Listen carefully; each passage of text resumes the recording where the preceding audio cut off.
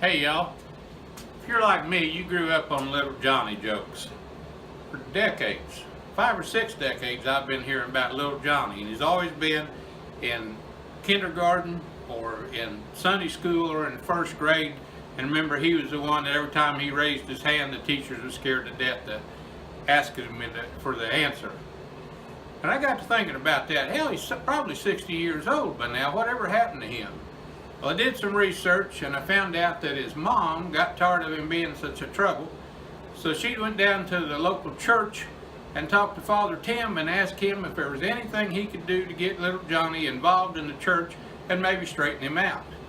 Father Tim said, "Why, heavens yes." He said, "Bring him in, I'll make him an altar boy." So against his will, his mother took him down there, and Father Tim gave him all the whatnots and howevers to be an altar boy. And he'd been doing real good at it.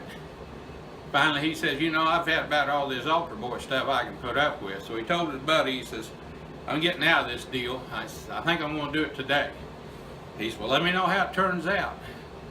So he sees Father Tim go in the confessional. Johnny shoots in there and he says, "Forgive me, Father, for I have sinned."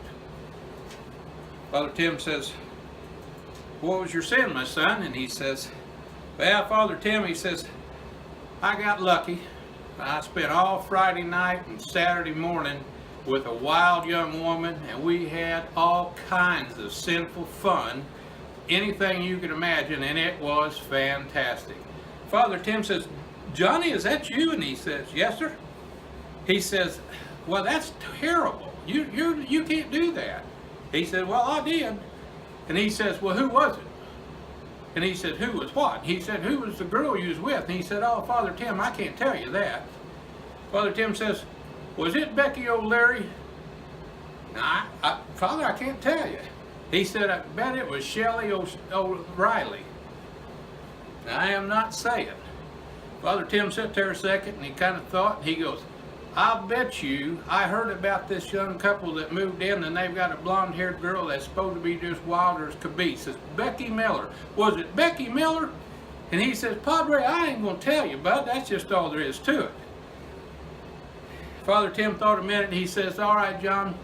He says, "I want you to do 5 Hail Marys, and I'm going to have to suspend you for 6 weeks. I can't have you being an altar boy after what you've done."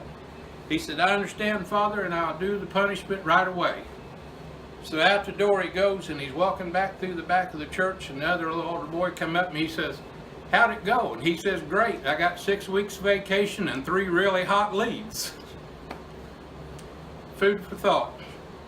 I know I'm old and I don't understand all this nonsense, but Tide Pods, the Tide Pod Challenge, what's that all about? If you got to impress somebody by biting down into something poisonous, you're an idiot. And like my granddaddy always said, there ain't no sense being an idiot unless you prove it now and then.